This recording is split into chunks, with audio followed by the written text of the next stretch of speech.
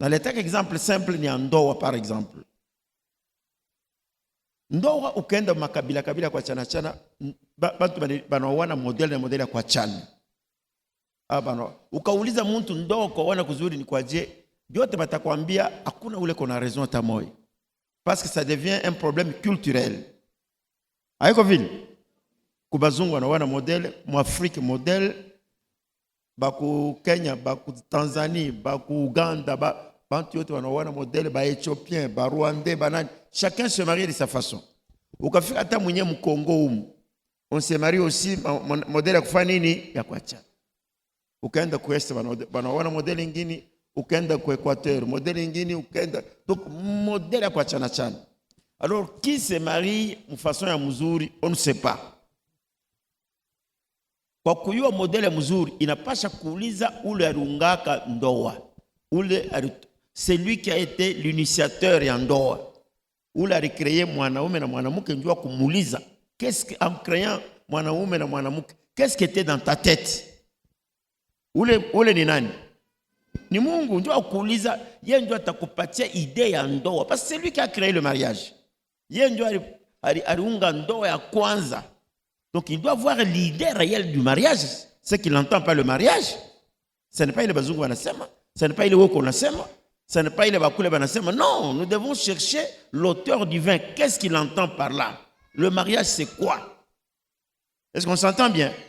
Alors, si nous commettons l'erreur, Yahweh wante kuniambia no kwetu abaona ke vile unasema kwa non, wewe ni weye. Est-ce que ndio vile Mungu alisema? Tutakombana bule hatutafika conclusion ya kweli. Si nous voulons voir la vraie conclusion, il faut poser la question à celui qui a créé le mariage. La même chose. On nous dit que tout est possible à celui qui prie. Demandez, vous recevrez. Frappez, on vous ouvrira. Cherchez, vous trouverez. Il est ma verset au teko vile. Il n'y a pas un seul verset qui dit que non, unaweza kuomba pengine utapata. Non, en moins si vous priez mal.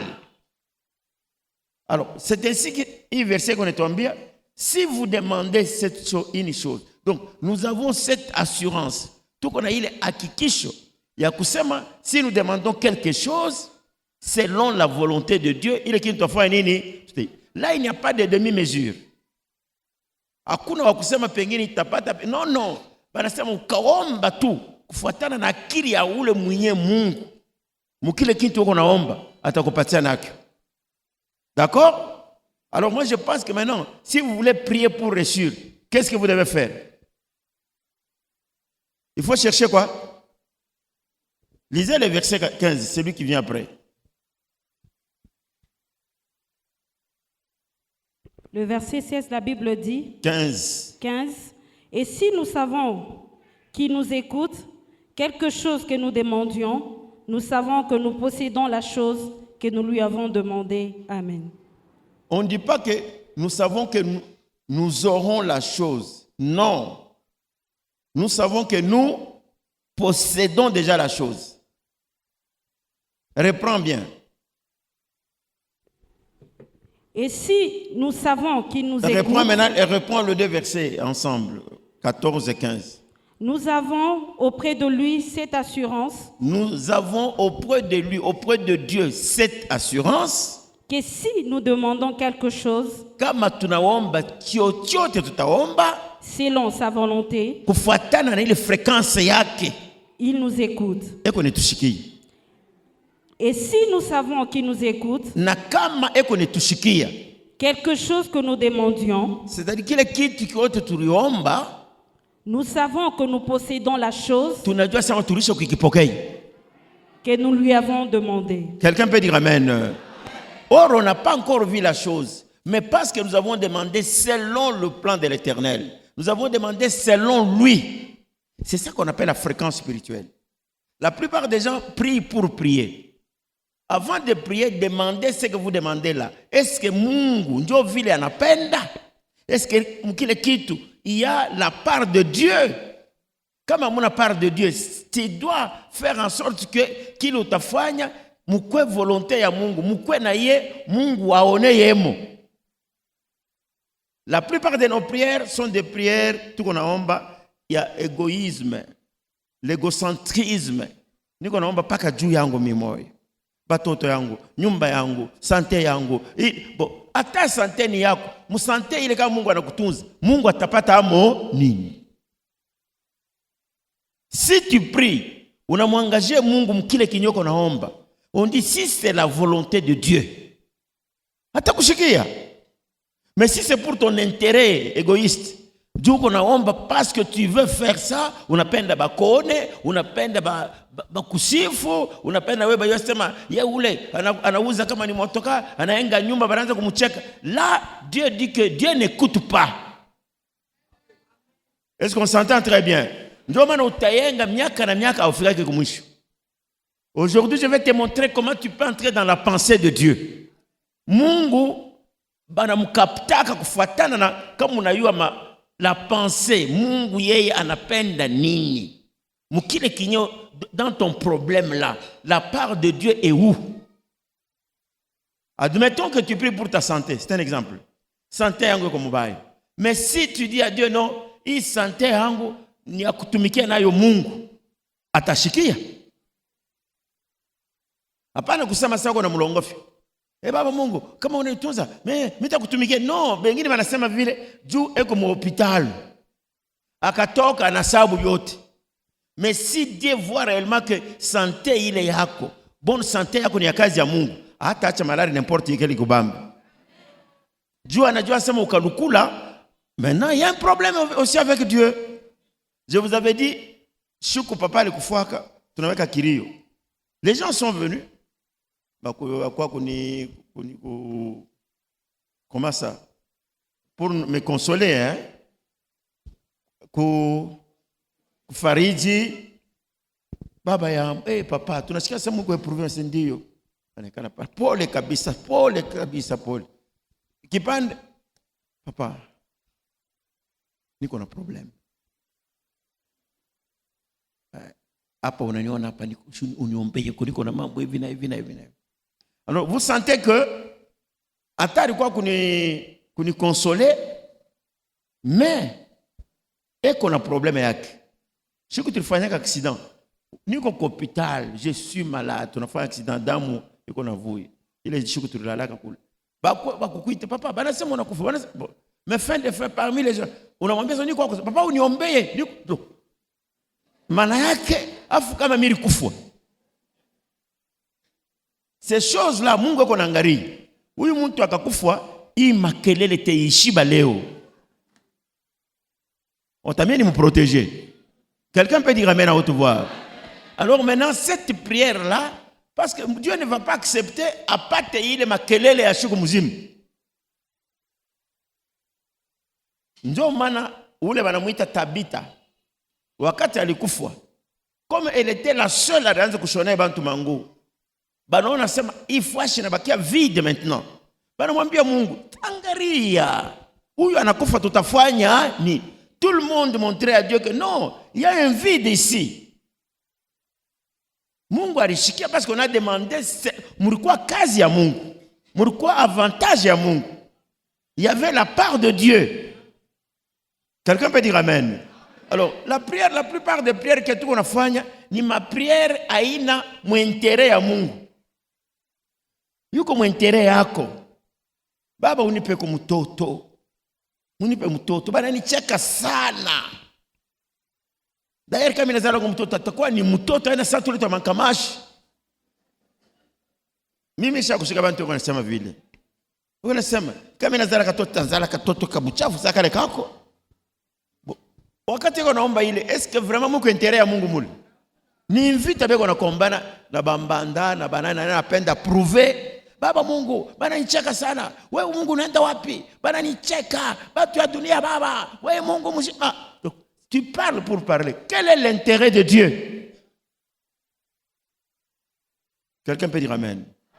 Dans la Bible, pour exemple, munene sana. Ukaangalia bale banamuke bote batasa bale unayo mu ba mengi wakati beko na bakwena mtoto parce que Dieu qu'est-ce qu'il crée d'abord en toi?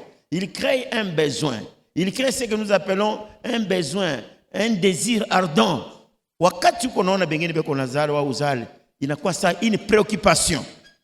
Shinyo vile Tena ile préoccupation inakuwa nguvu. Maintenant Mungu anakukaribisha. C'est toi qui dois savoir comment prier. Ukaomba bibaya hautapata mtoto. Mais batoto bote balizalikuwa kama hiyo circonstance ni batoto walikuwa na kazi na Mungu. Nous prenons l'exemple de Samuel. Samuel ukaangalia mzuri.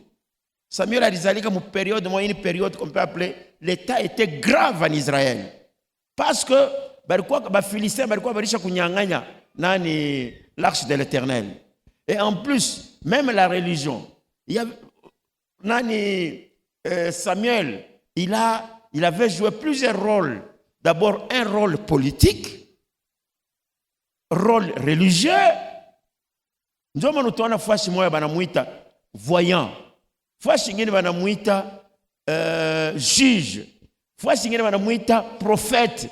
Il a beaucoup Samuel n'est pas qu'un roi. Mais ma titre est autre. Il était juge, il était prophète, il était voyant, il était ceci. Donc vous allez voir que alizaliwa comme période de Mungu eko besoin na muntu wa kusaidia Israël. Je ne sais pas si vous me comprenez. Arche balisha kunyang'anya kwa Philistins. Hakuna loi, hakuna nini, hakuna prophète, hakuna juge. Les pays en désordre. Alors, ule mama wakati anaenda kuomba haina malaki ya kwanza ya kuomba, aliomba sana miaka na miaka, na kupatake mtoto. Mais il est tour anaingia mu fréquence ya Mungu. C'est pas si vous me comprenez bien. C'est ça qu'on appelle la fréquence. Anaingia mu besoin ya Mungu. Mungu n'a pas hésité. Prenez 1 Samuel. Chapitre 1, verset 10. 1 Samuel chapitre 1, le verset 10, nous lisons la parole de Dieu. Ouais. Et l'amertume dans l'âme, elle pria l'Éternel et versa de pleurs. Elle avait l'amertume dans l'âme. Buchungu. Anashikia, elle reprend bien, clairement, correctement, pour que les gens comprennent la lecture. Et l'amertume dans l'âme. Elle avait l'amertume dans l'âme. Elle pria l'Éternel et versa de pleurs. Anaomba Mungu na analia na kulia. Continue. Elle fit un vœu en disant: Éternel des armées, si tu daignes regarder l'affliction de ta servante, si tu te souviens de moi, et n'oublie point ta servante, et si tu donnes à ta servante un enfant mâle, je le consacrerai à l'Éternel pour tout le jour de sa vie, et le rasoir ne passera point sur sa tête. Ça, wakati anaomba, l'état était grave, état ya Israël. Ilikuwa mubaya. Mungu anaanza kutafuta ni nani anaweza kutosha hii mukini hii situation qu'on a tembea. Alors maintenant, lorsqu'elle a commencé à prier, elle s'est alignée dans la fréquence, dans la pensée, dans la volonté de Dieu. Si la plupart de nos prières haiwezekane, ni juu uko naomba bila kutafuta intérêt ya Mungu mwile maombi yako. Alors, elle avait déjà prié à maintes reprises, mais akungia ke mu fréquence ya Mungu.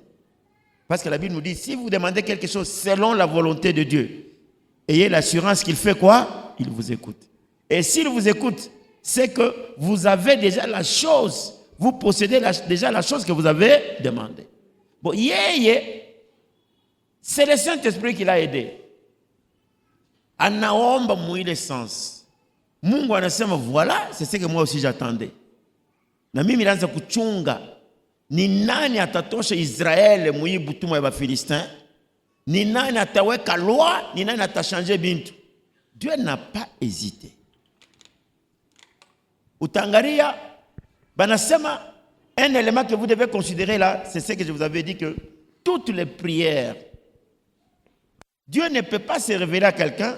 Mungu aweze kukonakania, Mungu aweze kukuletea vision avec un esprit embrouillé, dispersé, ou distrait, ou n'importe quoi. Je vous ai dit que la pensée de l'homme, notre mental, ramasse tout.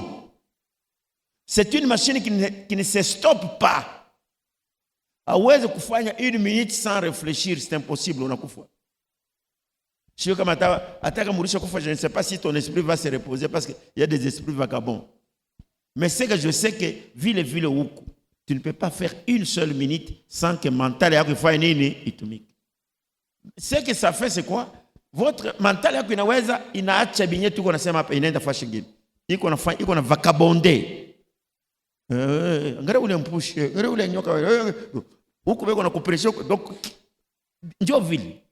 C'est là où je vous ai dit qu'un vrai surnaturaliste doit apprendre à remettre d'abord son passé en ordre. Il faut soumettre. Il ne faut pas laisser l'esprit vagabonder. Non.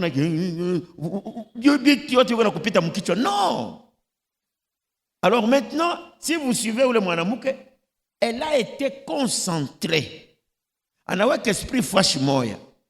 Elle a banasema comme on a fait ile banasema, lui continue avec la lecture. Comme elle restait longtemps en prière. Elle est restée longtemps en prière. Je vous ai dit que Dieu ne peut parler qu'en prière, comme prière ou bien mon jeûne. C'est-à-dire mon concentration, mon méditation. Dieu Mungu anaweza kusumuza na wewe. Kama uko na vakabonde mkicho, moi je ne sais pas. Mungu aweze kusumuza na esprit dispersé. C'est pratiquement impossible. Uko na baba Mungu nini? Sasa vile tunaona bantu pakura bukari. Anana mai pampa pengine anapika pa 3 fois anaanza kule. Est-ce que vraiment il a prié? Parce que prier c'est dialoguer. Papa kama tunaanza kwa Mungu. Non, soyez calme. Ule mwanamke anekala ne déconcentré. Elle a prié, elle a ri. Alors comme elle continuait, elle a fait longtemps en train de parler, de prier. Continue. Élie observa sa bouche. Le grand sacrificateur Élie anamwangalia. Oui. Anne parlait dans son cœur et ne faisait que remuer les lèvres. Il ne faisait que remuer les lèvres. Mais on n'entendait point sa voix. Élie pensa qu'elle était ivre. Et Élie lui dit, jusqu'à quand seras-tu dans l'ivresse? Fais passer ton vin. Fais passer ton vin, toi, Chaboulevi. Anne répondit, elle répondit, non, mon Seigneur. Je suis une femme qui souffre en son cœur et je n'ai bu ni vin, ni boisson enivrante, mais j'ai répandu mon âme devant l'Éternel. Voilà. Je m'en viens parler. Si vous connaissez pombe, ou bien lutuku, ou bien kamanini, ma whisky, je connais. Ni ro yango njo niko na répandre devant qui? L'Éternel. Anamujibu.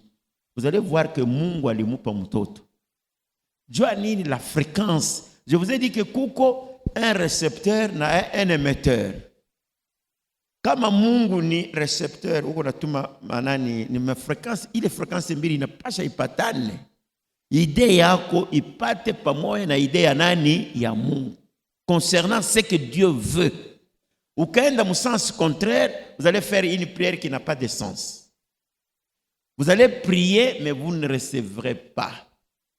La Bible dit ceci, Mungu anasema, vous avez prié, vous n'avez pas reçu parce que vous priez mal. Priez mal, aïnasema auyo ku répéter, je vous salue Marie, ou bien notre Père qui est aux cieux. Non. Est-ce que vous pensez de Dieu? Vous êtes dans la fréquence de Dieu. Est-ce que vous naomba kufuatana? Alors c'est là où je vous ai dit que toute prière qu'on peut faire, la première chose avant de prier, ulize intérêt ya Mungu mwi kintu niko nafanya ni kintu gani?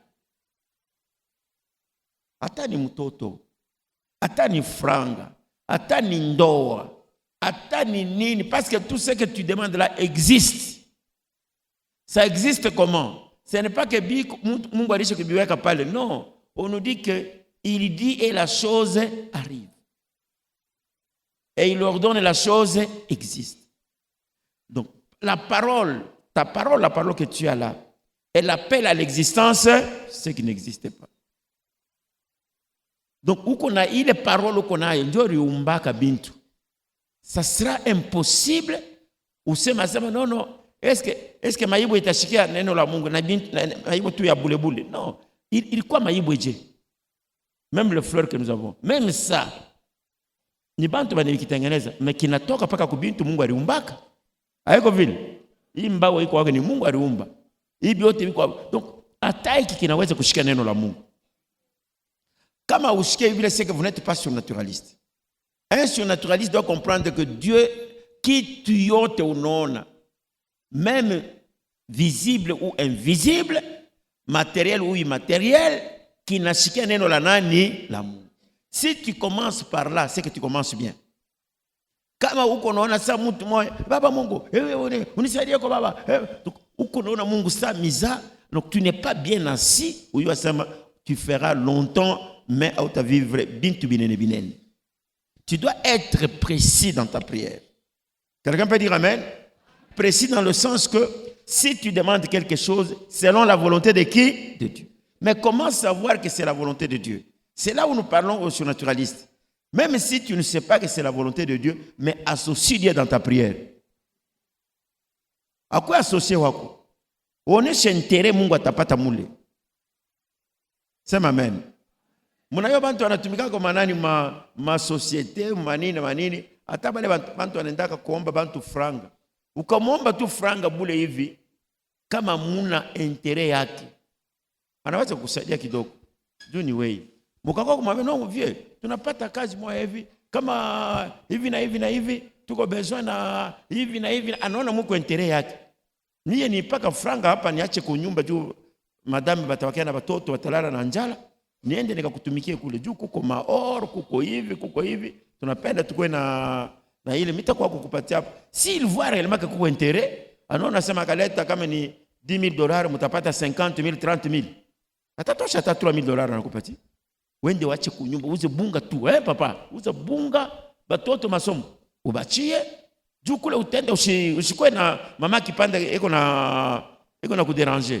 Uze mfuwa bunga, ta 4. Uze mabitoyo, uze weka pale, hivi ngini, munafanya calcul. Ata dépenser franga ila ange kupatia hai. Pourquoi? Parce qu'il y a son intérêt. Bon, ok, wende mzuri baba. Wanze kunita. Il en a coupé. Donc, s'il n'y a pas l'intérêt de Dieu dans tout ce que vous faites, vous perdez le temps. Cherchez alors umuingishe Mungu muile mambo. Mais la plupart de ma prière yetu nekaraka paka inetuangalia shibenye. Mungu, huyu bwana anaanza kunichezea. Ayua sema pale mimi kwa mtoto na baba anaanza kunifuata. Achunge sasa. Hivi na hivi na hivi. Mimi bile bintu muko intérêt ya Mungu ni intérêt gani? Nimpatia example ya ule dada baribawaka na mke mwenzake. Hata huyu mwenye Anne, la Bible dit clairement qu'elle était deuxième femme. Bon, sasa ule mama alikuwa kaye première femme. Bibi wa kwanza akwanza kuzala mwenye ule dada, mais ndio alikuwa Mkristo. Bwana yake anaanza kutumia quelque part. Anamwambia bwana sasa, no, hivi mishizale, tu bibi mwingine. Anaoa bibi mwingine. Ule bibi banaanza kuzala. Mtoto wa kwanza banamupanga ye jina. Donc ule mwenye kwanza kuzala Kafiette. Alors à un moment donné, ule dada wakati anaanza kuzala, mabeka inafanya nini? Inapanda sana. Apende tena kurespecte ule mwenye bibi mkubwa ule alimwingisha ule barifani. Siku moja ule dada ilikuwa masiku ya mafete, kama ni nouvelle kama ni anniversaire ya ule mtoto kama ni nini, anamujia tumabilato, anaenda kumpatia ule dada, anabeba tule tumabilato, anakata, anaenda kutupa muese. Lors batoto kidogo baba yakaleka na secret, anaenda kumuona mama Kulutu.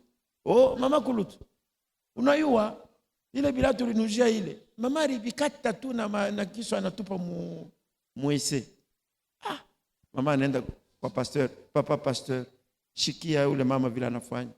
Mimi vraiment mimi niko natumikia Mungu hivi na hivi na hivi na hivi na hivi. Ile mambo inapita. Pasteur anasema hakuna problem, waache tu. Mambo inaenda. Un jour anaenda kule, anamfokea ule mwenye majina yake. Mais bile bilikuwa bia mingi, je donne seulement les deux exemples. Siku mwana mfokea majina yake. Oui, tout ça. Parce que l'autre là, ule dada hier anza kusema français, ule mwenye kwanza kuzala, elle est intellectuelle, elle travaille quelque part. Ule mwingine mwenye barua ule kona zala, ye niveau ya masomo ilikuwa chini, et puis alikuwa kuna kunywa sana mu pombe, Sio kama nilipatana na bwana mbare kama ni nini. Vimo paka ya bule ya kinywa tu. Alors ule dada anaita majina yake, viens ici, viens. Ule ndio ule dada ule mlevi anatoka mnyumba. Français inapita kipimo. Français inapita. Chunga pale utazala wako mtoto aanze kumfundisha Français. Kuna kufokea mtoto wangu. Kuzala kuko fasili. Kama kulikuwa fasile, shikamurisha kuzala. Makanisa itakuishia. Utapanda mpaka utafuta eshele upande kumbingu ukaonane na Mungu. Hata unaona na Mungu hautazala. Depuis uanze kuomba, uliomba mara ngapi? Ulishakuzala. Kumchambula ti mama ule kurudia kwa pasteur. Papa pasteur. Mishizali. Mais binakuwa bibaya. Jusqu'au point ya kuchambula Mungu. Ya kusema utapanda kumbingu kwa shell ule Mungu makanisa itakuishia hivi na hivi na hivi. Pastor anamuuliza sema alichambula Mungu yuko anasema anasema hivi anasema Mungu mwenye depuis anza kuomba alishakufanyisha nini? Mungu mwenye ko wapi? Uliza Français ile chunga pale utazaraka ndio utafundisha Français. Pastor anasema kama alichambula Mungu pale anaingisha kilole muricho ya nani? Ya Mungu. Si elle a dit ça. Mishio kile Mungu anaweza kufanya, mais je trouve que ana outrepassé. Anenda nje ya ce qu'elle devait faire, anapitisha. Bon. C'est le même moi ule dada anapata mimba. Marishiko alikuwa alishakupitisha kama ni 20 ans mbukweli. Anapata mimba. Bwana alikuwa na kazi kiloko, un liberal. Anatumika huko anafanya hivi. Sasa anapata paka mimba hivi, bwana anaanza kupata franga. Dans la tradition ya Shibeushi, huyu mtoto ni anakuwa na bahati ya matata sana. Anafanya kifranga, anafanya na paka karibu na kuzala. Alors le monsieur n'a pas pensé kwa akili mubaya, mais ana pensé ça non. Mimi nazalaka, mais shazalaka ma condition na franga mingi hivi. Comme ça je vais organiser ka fête. Je vais faire ceci, en organiser fête, anaita barafiki. Pale ule mtoto anazalikwa fete tu ya kukankamana. Wanakunya anafanya. Ule dada ule anaanza kuzala ule. Eko na kufenetre eko na ngari. Bantu banatoka ile siku mtoto alitoka, bantu banatoka, banenda, balevi, banakunywa, banafurahi. Anamfuata wanake. Sasa mnazala sasa Yesu. Wanasema jua nini nasema bon, mimi nazalaka hapa. Ulisha kuorganiza ta fete. Hata ya kaloko. Leo huyu anazaliko unaita bantu mnafete. Huyu ndio Yesu nazala. Chunga nikuoneshe. Unasema hapana. Le problème est que huyu anazalika na mimi niko na tuma moyen. Bote ni batoto yangu siwezi no. Mimi najua sasa roho yako. Mimi naona sasa. Pale kwa nasema vile nafunga mavalizi. Bakia na Yesu. Mimi naenda. Donc na ile bukweli kaishia pale. Bali pima kumkonsea na katala. Donc kuko bitu bingine kama unatushe kwa intere ya Mungu, Mungu anashirika. Sema biote mapana kuchambula Mungu. Sema amen. Et puis kitu kingine kama unapenda ureshir, ingia mpanse ya nani ya. C'est ça la vraie fréquence. Dieu moun habite échoué. Ile maombi yote donc dans n'importe quelle prière unapenda kuomba, tafuta Mungu intere yake iko. Kama ina oui créer. Dieu nous a créé à son image. Maisha yako ni ya Mungu. Sema amen. Ni nini ila uweze kuingisha Mungu? Ikwe mufranga, ikwe mundoa, ikwe munini. Tu peux dire que non, muko pare ya Mungu. Kama muko pare ya Mungu, papa mimi naletaka dime. Non, dime c'est pas vrai. Il est ni droit, ni devoir yako. Mais tu peux créer quelque chose. Unaweza kuwaza parce que tout le monde doit donner sa dîme. Alors on analeta dîme, on dit non, mimi naletaka dîme. Non, tu n'as rien fait. Iko pamoja na vile tunaambiaka bibi anazala unamujia kikwembe. Bila unamujia motoka kama una franga mingi. Tu n'as rien fait, c'est son droit. Mais oui. Kama unauja bibi nguo unafanya nini akupita? Nini akabailo unafanya? Bon. Papa wengine watanishirikia mimi shona sema unafanya kitu. Ili ni droit yake. Inapasha na voila. Haiko vile. Tu n'as rien fait. Au moins mfanyishe kintu moya kile nayo akudi attendre. Wale wenye na franga mingi anaweza kujia bibi yake nyumba. Hii nyumba ni yako. Patia kama ni banduku yao kama ni nini. Kile unamfanyisha kintu anashikia sasa hata tuko na hii manyumba na bwana yangu hii ni yangu alinipa na mimi naleta kama ni kwetu kama ni vitu gani. Ça c'est autre chose. Hapana, ile mangua yote mimi nakujaka mangua, si unakuriaka sana. Kule ni mambo. Donc là, c'est comme Dieu. Tu ne peux pas dire que non, mimi naletaka dîme. Non, mon frère. D'abord, c'est un devoir. Unapaswa unaleta paka dîme. Kama ulete dîme, alisema uko mwizi. C'est ça que la Bible dit, non? Donc mwizi kama unakatala kuiba atakupiga mikono sasa unafahamu vizuri. C'est comme les femmes aussi. Unaona? Hapo unaona hapo. Si mimi nakuikalia paka hapa. Sitokaka nje, siendake kunywa hata au utoke nje, toka basi uende na kwenu. Si ndio vile? Est-ce kama unekala kwa nyumba fidèle, unalipa quelque chose? Non? C'est ça, tu es marié, tu dois rester chez toi à la maison. Unaona? Niko na kurespecter sana. Unanirespecter je? Tu n'as pas ila kunirespecter, unapasha kufanya vile vile. Haina vile. Ndio vile tu es marié. Hautanambia mimi, unaona? Sitoka kata nje, sienda kata kunywa pombe. Tiens, tu n'as rien fait. Ile ndio mwanamke Maria anapasha nekala vile vile. Na bwana na yeye kama na bibi anapasha nauza vyakula kwa nyumba na mvika, c'est ton devoir. Na wewe kuleta dime ni devoir yako.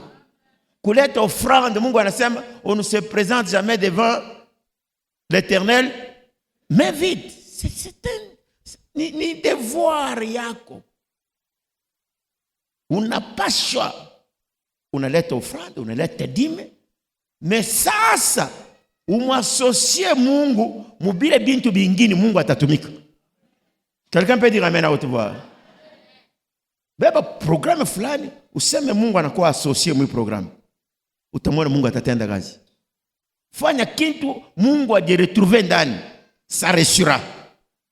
Mimi nakwambia, hata bana kukombanisha, hata bantu banashirika, si à l'intérêt de Dieu, tu vas toujours réussir.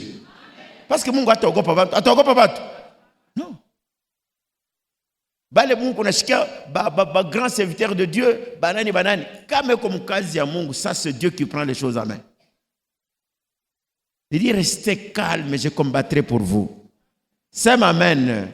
Yeye ndio atakombana parce que vita ni yake yeye. Haina yako wewe. Hata una nguvu yatakombana. Anaweza kuleta hata mbadui anebachonganisha bana uwana. Wewe unekala tu. Sasa iko na ulawa, iko na buloji. Non, parce que mko intérêt ya Mungu. Wewe ungana tumikia Mungu. Na munakani vile mimi niambia tuko mu accident pale kwa Don Bosco. Papa, wanasema sema unakufa. Wanasema hapana, mimi huyu niko nasema tulifanya accident metuko bajima kuna hata mtu mmoja bote niko bajima. Mimi ndio niko na kilonda hapa. Baba, jana tulikuwa na problème kwa nyumba. Uniombee mbele. Vous sentez que ningekufa ça allait créer des problèmes. Aiko vile. Donc ule mtu avile Mungu atamprotéger. Kuko mamalari ingine haiweze kunibamba si ya vraiment l'intérêt direct de Dieu. Tunasikizana pale mzuri. Kama uko intérêt direct ya Mungu anapasha anapata amu. Hata chika ile malari ni bamba.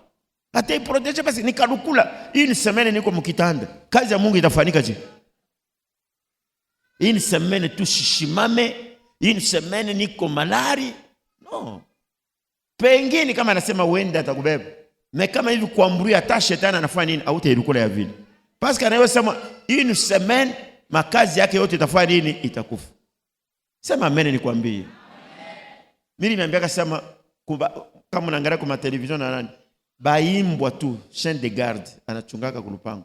Analukula banana kwa hospitali. Bana muopere, banalipa $1000. Est-ce que imbwa bei yake ni $1000? Non. Tunamuza kama ni ku 200 kama ni ngapi?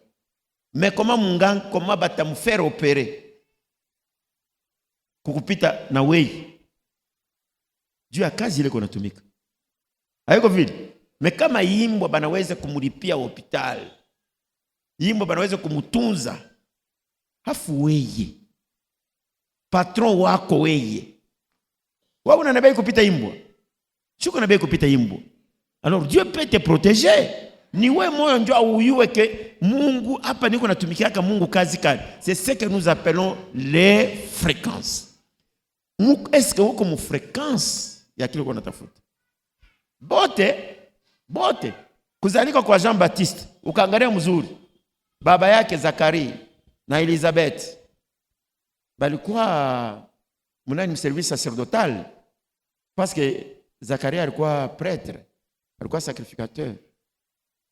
Na Mungu vile mimi nimeambia, Mungu pa kufanyisha mtu revelation ni paka kama uko mconcentration.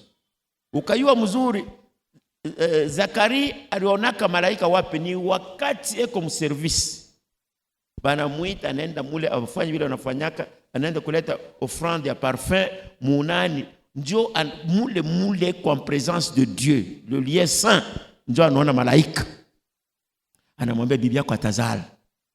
Wewe unapenda msumuze na Mungu pendant que uko msoko uko na chambulana? Tu dois avoir un temps de prière. Wakati uko naomba, uko na ouvrir ile tunaita ma fréquence avec le Seigneur.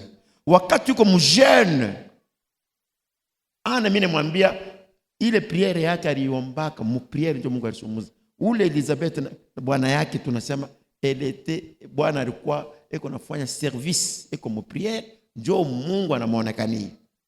Haina bule. Daniel alikuwa mjeune prière, ndio anaona malaika. Je ne sais pas si vous êtes d'accord avec moi. Lisez toute la Bible. Donc, ouais, comme on appelle une dimension, vous devez être une femme de prière, un homme de prière. À part au distrait du matin au soir, prière, la prière, ce n'est pas seulement se mettre à genoux, c'est un état. Dites amen. Ni roho yako ikuwe karibu na nani? Na Mungu. Na kinywa yako ni chunga mzuri. Mtu wa prière utamuona. Mupagano eko na longofe utamuona. Ata na ubiri, ata nafanya empire, c'est un païen. Ata semakanya, utashika mkinywa yake amuna bia Mungu, abina amu. Ata na imba, ata na ubiri, ata na ruka yulu. Un païen reste un païen. Merci beaucoup de nous avoir suivis. Nous vous prions de ne pas rater une seule de nos leçons pour ne pas créer un vide en vous. Et nous vous demandons également de visiter nos pages qui sont affichées au bas de votre petit écran. Merci, que mon Dieu vous bénisse.